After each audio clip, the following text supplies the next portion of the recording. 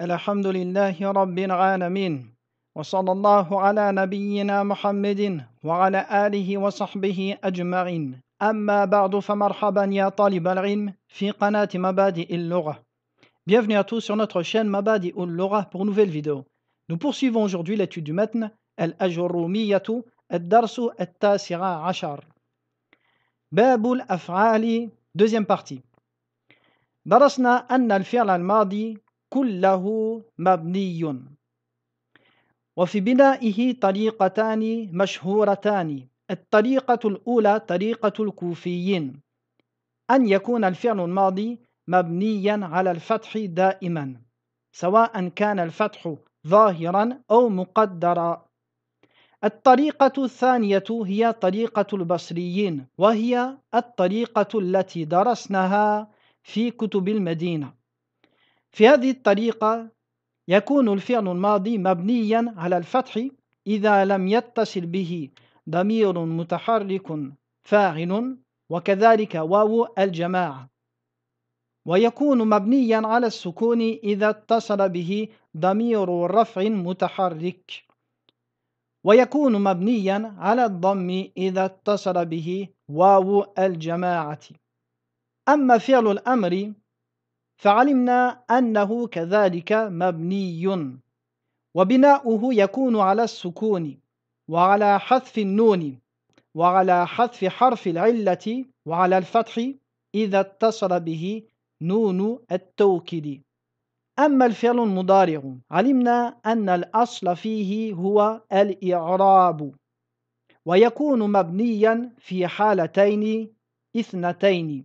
الحالة الأولى إذا اتصل به نون النسوة، مثاله النساء يكتبن، هنا الفعل مبني على السكون. الحالة الثانية إذا اتصل به نون التوكيد، مثاله لا تكتبن، هنا الفعل مبني على الفتح لاتصاله بنون التوكيد. والأصل فيه يعني في الفعل المضارع أن يكون معربا.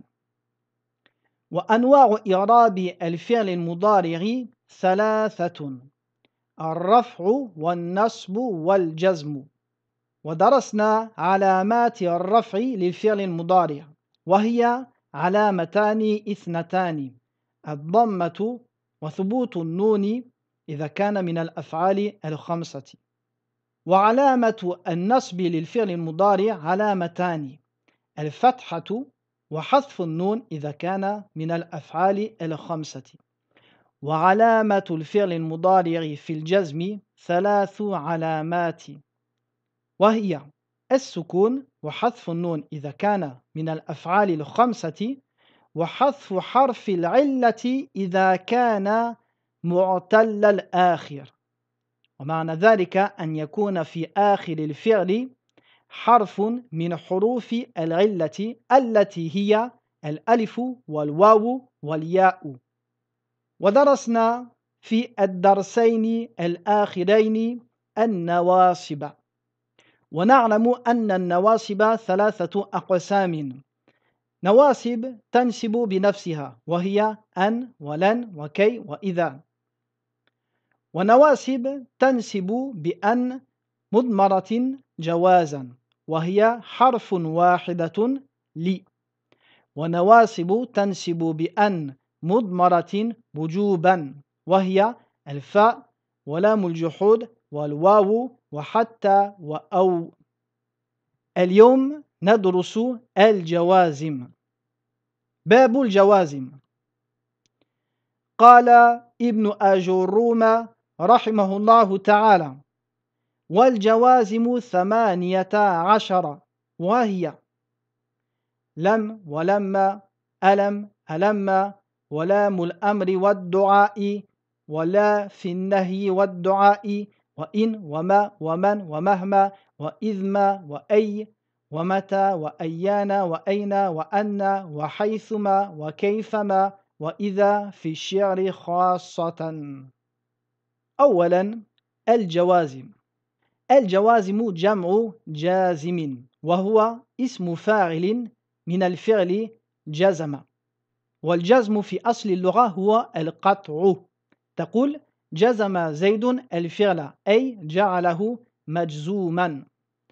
وسمي الفعل المجزوم مجزوما لأنه تقطع منه الحركة في آخره، فتكون علامة جزمه السكون، أو تقطع الحرف في آخره بحذف النون أو حذف حرف العلة، ولذلك سمي مجزوما. إذن الجوازم هي عوامل لفظية تدخل على الفعل المضارع تغير حكمه الإعرابي ومعناه، وهي 18 جازما، منها أسماء ومنها حروف. Nous entamons aujourd'hui le chapitre de Al-Jawazim. Maintenant que nous connaissons tous les types de i'rab et également tous les signes distinctifs de l'i'rab, que ce soit pour les noms ou les verbes, nous devons connaître maintenant à quel moment les verbes et les noms seront marfou ou mansoub ou majzoum. Nous savons que le verbe mudari', sa base est qu'il soit marfou. Ensuite, quand un nasib de un nawasib va agir sur lui, celui-ci deviendra mansoub. Et nous avons étudié précédemment un nawasib en détail. Maintenant, à nous de connaître quand est-ce qu'il sera majzoum. Le verbe mudari' sera majzoum quand à jazim, c'est-à-dire un outil de al-jazm, va agir sur celui-ci. Ces outils sont au nombre de 18. Tous vont changer l'i'rab et le jugement du verbe mudari'. Parmi ces outils, certains sont des noms et certains sont des particules. Al-jawazim. اعلموا أن الجوازم قسمان اثنان. القسم الأول ما يجزم فعلا واحدا، وهذا القسم يحتوي على 4 أحرف: لم ولما ولا الناهية ولام الأمر. القسم الثاني ما يجزم فعلين اثنين، وهذا القسم هو قسم أدوات الشرط. الجوازم sont de 2 types. Des outils qui vont rendre un seul verbe au mudari' majzoum. Ces jawazim sont au nombre de 4. Lam, walamma, wala nahya, walamul amri. Le deuxième type de jawazim agiront sur 2 verbes en même temps. Ces jawazim se nomment adawatu ash-sharti, les outils de la condition. القسم الأول ما يجزم فعلا واحدا. أولا لم. لم هي حرف نفي وجزم وقلب، ومعنى نفي تنفي الفعل، ومعنى جزم أنها تجزم الفعل المضارع، ومعنى قلب أنها تقلب زمن الفعل المضارع إلى الماضي. مثاله لم يكتب زيد. لم هنا جازم تجزم الفعل المضارع، وكذلك تغير معناه فتنفيه وتقلب زمن الفعل هنا إلى زمن الماضي، فمعناه نفي كتابة زيد في زمن الماضي. أما من حيث الإعراب فتقول يكتب فعل مضارع مجزوم وعلامة جزمه السكون. ولم تقول حرف نفي وجزم وقلب مبني على السكون لا محل له من الإعراب. La première catégorie de al-jawazim, les outils qui vont rendre un seul verbe majzoum. Comme nous l'avons vu, cette catégorie comporte 4 particules et aucun nom. La première particule, lam. Lam, nous disons harfu nafin, une particule de négation, wa jazmin, qui rend majzoum, wa qalbin, et qui change le temps du verbe. Ce que nous entendons par qalbin, c'est que lam va changer le temps du verbe au mudari' vers le passé. Exemple, nous disons lam yaktub zaydun. Yaktub, la base, quand nous disons yaktubu zaydun, est que l'action se déroule. Zayd est en train d'écrire. Seulement avec lam ici, le temps va changer. Lam yaktub zaydun, Zayd n'a pas écrit. Ici, le sens a pris le sens de la négation, mais au passé. Donc le but de lam ici est de nier l'action du verbe dans le temps du passé. مراتب لم في النفي اعلموا أن النفي باللم له مراتب فالنفي باللم إما أن يكون مستمرا ومعنى ذلك أن يكون النفي مطلقا سواء كان في الماضي أو في الحال أو في المستقبل ومثاله قال الله تعالى لم يلد ولم يولد فلم يلد ولم يولد في الماضي ولا في الحال ولا في المستقبل فهو نفي مطلق لم يلد في الماضي ولن يلد في المستقبل فهذا نفي الفعل مطلقا في الماضي والحاضر والمستقبل فنقول النفي مستمر. المرتبة الثانية أن يكون النفي متصلا ومعنى متصل أن يكون النفي إلى زمن التكلم يعني إلى الآن ومثاله قال الله تعالى ولم أكن بدعائك رب شقيا هذا قول إبراهيم عليه السلام فهذا إلى زمن التكلم لأن إبراهيم لا يدري هل سيشقى في المستقبل أم لا فنقول النفي هنا متصل يعني يتصل بالوقت الحاضر يعني بزمن التكلم.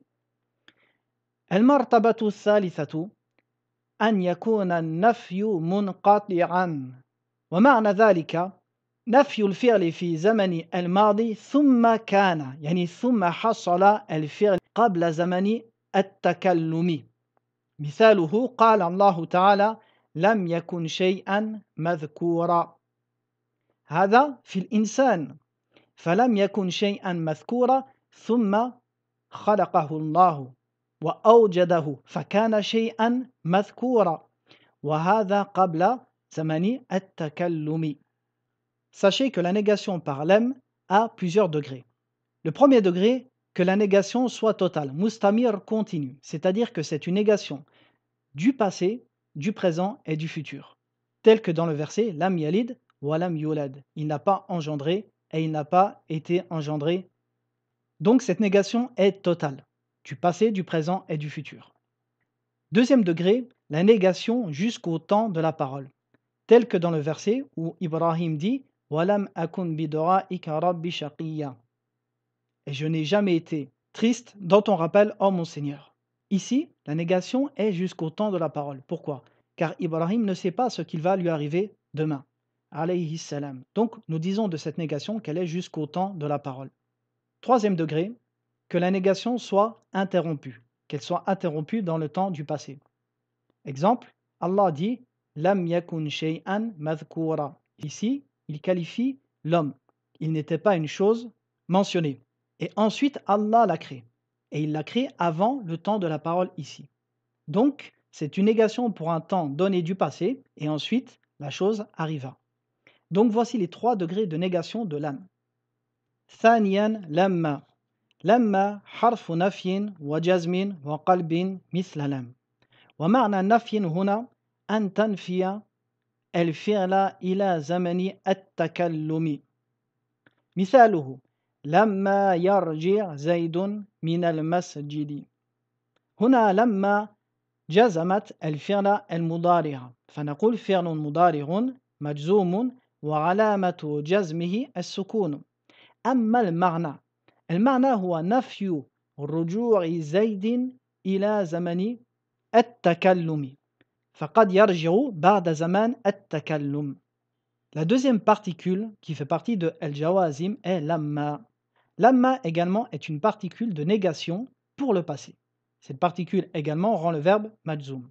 Seulement les négations avec lamma est une négation du passé jusqu'au temps de la parole. Elle n'implique pas une négation continue. Exemple, lamma yarjir zaydun min al-masjidi. Zayd n'est pas encore revenu de la mosquée. Ici, la négation du retour de Zayd est effective jusqu'au moment de la parole. Mais il se peut que Zayd revienne juste après. El farqu bayna lam wa lamma. لما لا يكون النفي بها إلا متصلا بالحال بخلاف لم فيكون منقطعا أو مستمرا كذلك فلا تقول لما ينجح زيد في العام الماضي ثم نجح.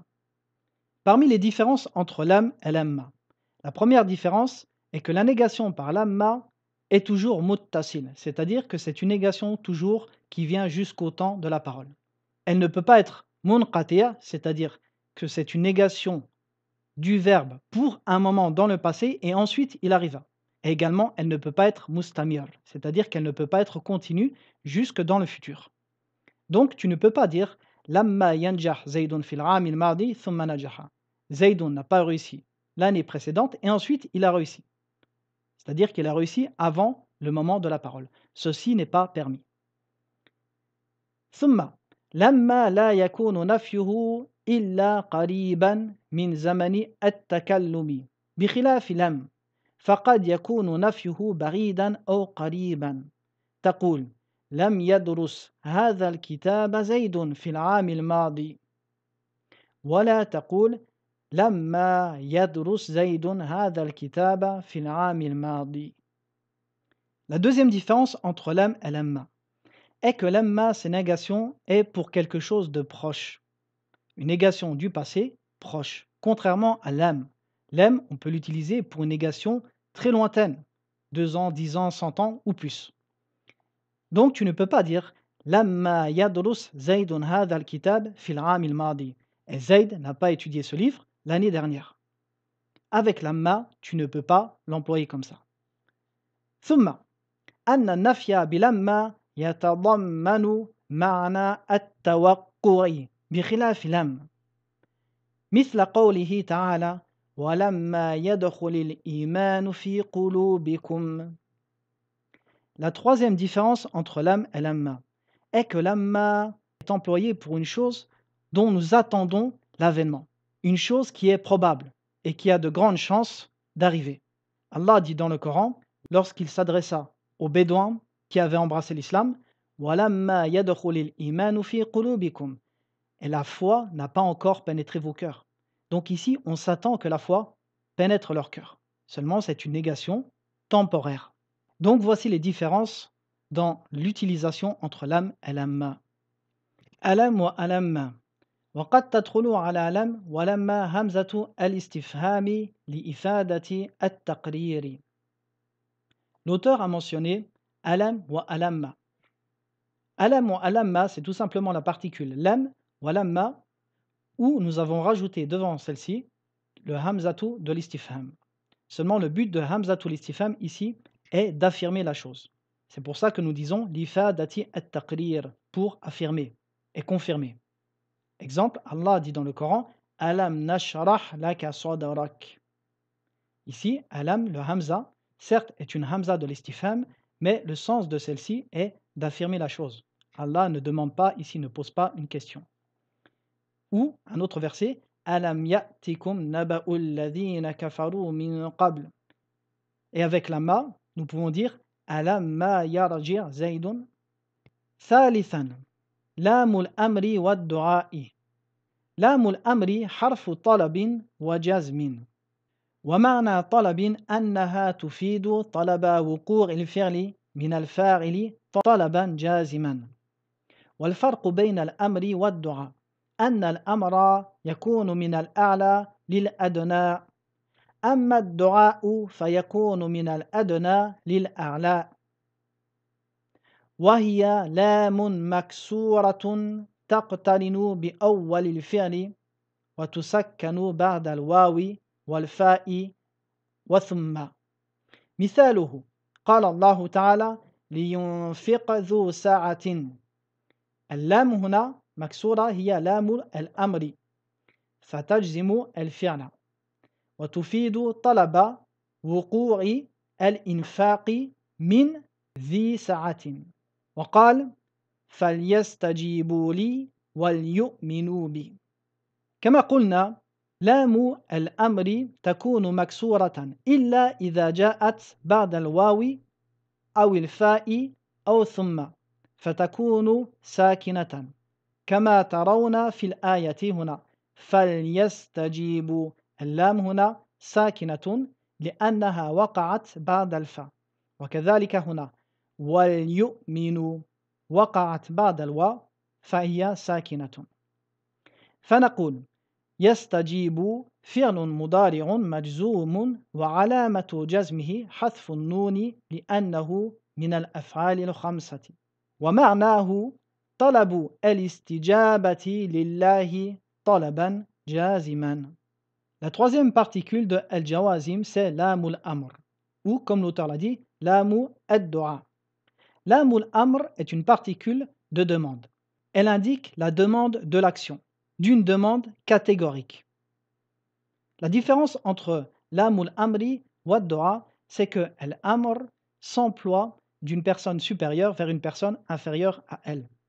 Quant à ad-du'a, c'est une demande d'une personne inférieure vers une personne supérieure à elle. Par exemple, si nous demandons à Allah en utilisant ce lam, nous dirons que c'est lam ad-du'a. La base dans lam al-amri est qu'elle possède une kasra. Seulement quand lam al-amri se trouvera après al-waw ou al-fa ou thumma, elle sera avec un soukoun. Exemple, فَلْيَسْتَجِيبُوا لِي وَلْيُؤْمِنُوا بِي. Ici, le lam est venu après un fa ou après un waw. C'est pour cela que le lam possède un soukoun. Mais la base est que celle-ci possède une kasra, comme dans le verset لِيُنْفِقْ ذُو سَعَةٍ. Donc ici le sens فَلْيَسْتَجِيبُوا لِي وَلْيُؤْمِنُوا بِي. Le sens ici est qu'Allah oblige et ordonne aux croyants al-istijaba, c'est-à-dire de répondre à son appel. Fa'idatun. أكثر ما تستعمل لام الأمر مع الغائب مثال قوله تعالى لينفق ذو سعة هنا الفاعل هو ضمير الغائب وكذلك تستعمل مع المتكلم مثاله قوله تعالى ولنحمل خطاياكم هنا الفاعل هو الضمير المستتر ناء الفاعلين فهو ضمير للمتكلمين ومثال قوله صلى الله عليه وسلم قوموا فلأصلي بكم وتأتي لام الأمر نادرا مع المخاطب ومثال قول شاعر لتقم أنت يا ابن خير قريش فتقضي حوائج المسلمين هنا جاءت لام الأمر مع المخاطب والأصل أن لام الأمر لا تأتي مع المخاطب لماذا؟ لأننا نكتفي بفعل الأمر بدلا من لام الأمر. Sachez que l'am al-amri s'emploie le plus avec la troisième personne, avec el-ra'ib, comme dans ce verset, liyunfiq dhu sa'atin. Mais également, il s'emploie avec el-mutakallim, comme dans le verset, wal nahmil khatayakum, ou qumu faliusalli bikum. Et très rarement, l'am al-amri va venir avec l'interlocuteur, comme dans ce vers de poésie où le poète dit litaqum anta ya ibna khayri qurayshin. Mais la base est qu'avec l'interlocuteur, nous employons le verbe à l'impératif. رابعا لا الناهية. لا الناهية حرف طلب وجزم. ومعنى طلب أنها تفيد طلب ترك الفعل من الفاعل طلبا جازما. وتكون للدعاء إذا كان الطلب من الأدنى للأعلى كقول الله تعالى ربنا لا تؤاخذنا. هذا دعاء المؤمنين لله تعالى يقولون ربنا لا تؤاخذنا. مثاله قال الله تعالى لا تقولوا راعنا لا تشرك بالله ولا تدع مع الله إلها آخر. اللا هنا لا الناهية والفعل بعدها مجزوم تقول تشرك تدعو فنقول تدعو فعل مضارع مجزوم وعلامة جزمه حذف حرف العلة لأنه معتل الآخر والمعنى النهي الجازم عن دعاء غير الله عز وجل. La quatrième particule qui va rendre le verbe au mudari' majzoum est la an-nahiya. La an-nahiya est une particule d'interdiction. La différence entre lam al-amr et la an-nahya est que lam al-amr s'utilise pour demander le verbe, demander l'action. Tandis que la an-nahya s'utilise pour demander l'arrêt de l'action, ou alors la continuité du délaissement de celle-ci. La différence entre la an-nahya wa la ad-du'a est que, comme avec lam al-amr, la ad-du'a s'utilise d'une personne qui a un rang plus bas que la personne à qui il demande l'action.